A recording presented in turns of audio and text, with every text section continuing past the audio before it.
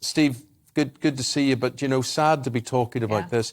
And I think policing is another profession where, and I think this is a fault of society, it's a fault of government, which we just don't show the respect we should, teachers being an example, people who work in the NHS being an example.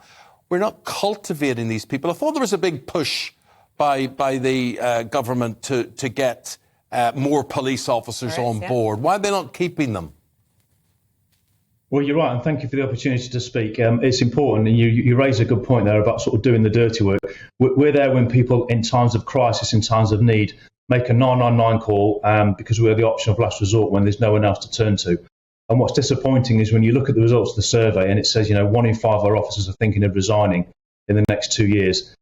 That's the stark reality now, that pay, pension conditions haven't kept pace with the real terms increases that we need for our members. The cost of living crisis affects everybody. And of course, we want the very best police service we can.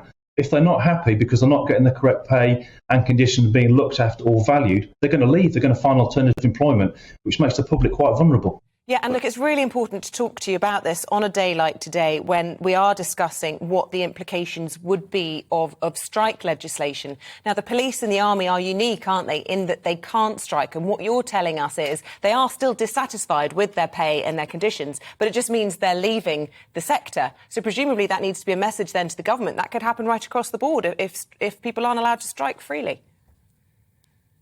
Absolutely, and it's a unique position that as Crown servants, as you say, with us like the military, who can't strike. And I suppose a warning to those people that think this anti-strike legislation might be helpful is look what happened to policing over the last 12 years. We are about 25 to 30% behind in our real terms of pay where we need to be. That's because we can't strike. We lost that ability in 1919 on the back of promises by government to recognise the unique responsibilities and the restrictions on our private lives that we hold, and they're just not there. And my fear is if this legislation goes through, it will impact negatively on every other public sector worker who will have minimum levels set for them. It's going to be dangerous, and it's a stark warning that this cannot happen.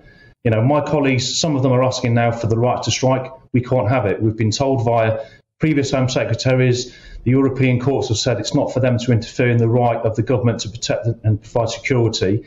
The chances of us getting that right to strike or take any industrial action are so remote, it cannot be undermined for everybody else.